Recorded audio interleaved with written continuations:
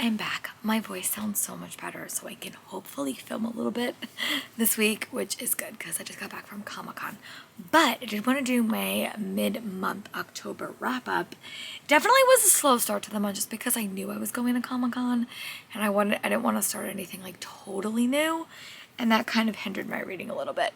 And also at Comic-Con, I did like no audiobook listening because I left my earpods at home, at school, which sort of sucked. But yeah, enough about that. Let's do stats just because I find stats interesting. I know people get annoyed by them, but I like them. So yeah, in October I read 7 books so far. I read 2,253 pages. I read 72 pages per day, which is definitely a lower amount for me. But I will say a week of this was kind of a struggle bus just because it wasn't a lot of reading. My average page count was 321. My most read genre was YA, thriller, and horror. I read 3 books of reps and 3 from authors that I read before. I read 1 5-star. I read 4 4-stars and 3 2.5 stars. And I had 1 DNF that I'm going to chat about. And then I also read 5 new releases, 2 backlists. And I read 3 physical, 3 audiobooks, and 1 ebook.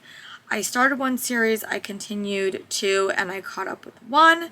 And I read 2 arcs, 1 from Audible, 1 from KU, 1 owned, and that's it. And genre breakdown, I read 1 YA fantasy, 3 horror thriller, 1 mystery, 1 thriller, and 1 fantasy romance. So yeah, let's get into it. Just gonna make sure my stats are correct so that this video can go on for a while if I get distracted. But yeah, the first book that I read was my 5-star, and that is A Study in Drowning by Ava Reid. I have said before that I have really struggled with dark academia, but this one just worked for me. It definitely does have a harder topic and a harder past element to it. This is the original cover. This is my Owl Crate edition. But I did really like it. You follow this main character named Effie, and she's like very much like a super fan of this author. But she winds up going to the architectural college. So she winds up submitting a building plan to like redo her idol's house.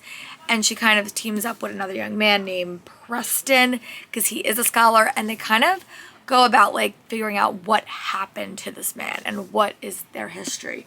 It was really compelling. Like I really enjoyed it. I really liked both character. It does definitely dive into harder topics, especially in regards to Effie's character. But I really liked it. Definitely like is a very slow burn, hate to more romance. But I liked it. Gave 5 stars. Definitely a favorite of the month so far.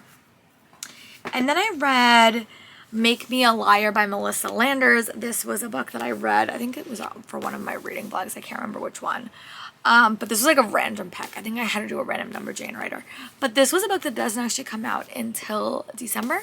But it's kind of like Freaky Friday. But you basically have a character named Tia, and she can kind of transfer her subconscious into other people's bodies and do things that they don't want, like that they can't do, like break up with a boyfriend or like tell your parents something you don't want to do.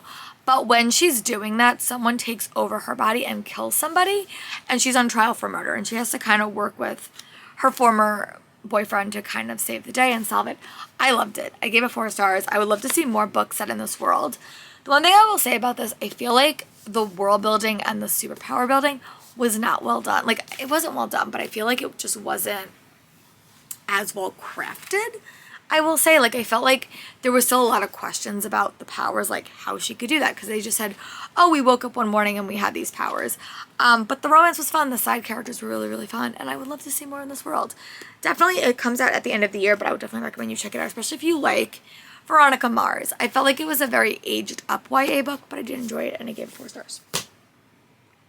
Sorry, my computer went into hibernation mode. And then I read 2 audiobooks pretty much back to back. So I read Dark Corners by Megan Golden, which is the second Rachel Call book. I will attach a photo here.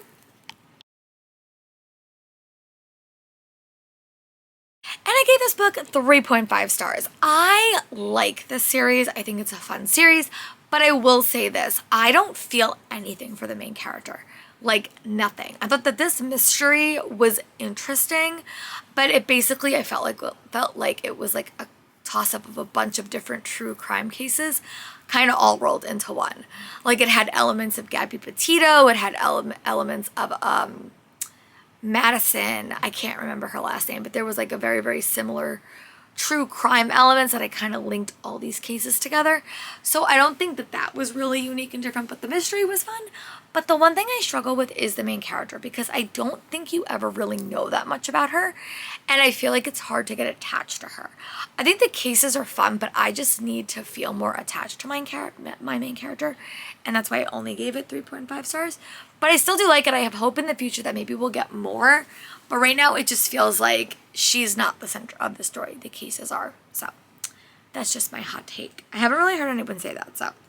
But yeah, I do like it. I just need a bit more from the main character in future books to make it at a level like where my cozy mysteries are. Because those books, I feel like you get to know the character really, really well. This, I haven't seen that yet.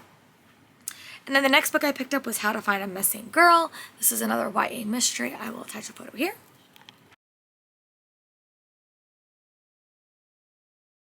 And this was one that I also really enjoyed as well. It has LGBTQ plus elements. And you follow main girl. Her sister went missing a couple of years ago, and her girlfriend wound up starting a true crime podcast about her sister. And then her girlfriend goes missing.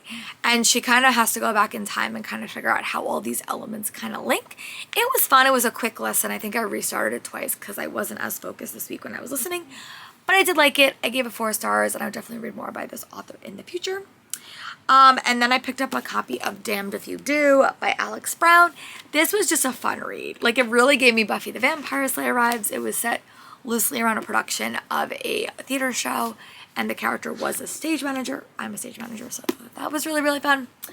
And I liked it. I thought it was a fun read. It definitely gave me Buffy vibes, and basically this main character named Cordelia sold her soul to a demon a couple years ago to basically get rid of her father because her father was very abusive, and he comes back and he kind of needs her help. So it was fun. It was quick. I think the pacing of this story didn't really, like, it wasn't as strong for me, and I felt like there was a couple of pacing issues, but I did like it. I think it's great for the Halloween season, especially for a scaredy cat like me. But I gave it 4 stars for review. And then I'm just going to quickly talk about my DNF. I went up DNFing Grumbones by Jen Bennett. I am going to give this book another shot, but it just wasn't working for me, and I didn't want to force myself to read something because I have been slumpy this whole year. So anything that doesn't do it for me, I just DNF. But I want to come back to this because I really do like it. But I'm going to see if we do get an audiobook eventually. It's not currently up. That's where we are with that. And then the next book that I wound up reading was A Batter of Life and Death by Ellie Alexander. I will attach a photo here.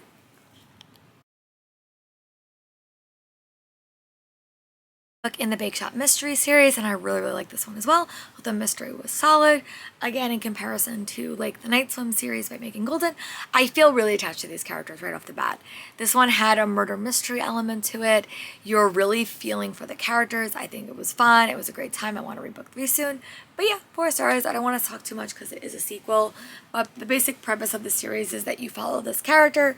She goes back to work at her mom's bake shop, and she gets involved in all these murder investigations. And then at this point I went to Comic-Con, so all my reads were going to be a bit crazy, but I'll talk more about them in the second wrap-up. But I did wind up finishing Air Awakens by Elise Kova. I will attach a photo here.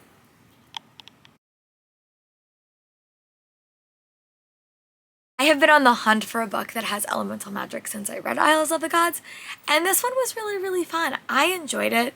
I think it does read definitely lower, like higher YA, but I think it definitely does read YA. I think it's like technically new adult, but I liked it. You basically follow this main character. She's a library apprentice, but suddenly she realizes she has elemental magic, and no one has had this elemental magic for so long. It literally gives me Avatar vibes because she's like an airbender basically. And I really enjoy it. I think the romance is definitely slow burn. There's elements that I think are going to be developed. I know it's a 5-book series. I know people have said that this is their least favorite, but for me, it did work. So that is where we are. I've read 7 things. I hope the second half of the month will be stronger. We will see, and I'll talk to you guys soon for my next video. Tell me in the comments what is one book you read that you really loved. If I had to choose, I would probably say A Study in Drowning and Air Awakens. Bye, my friends.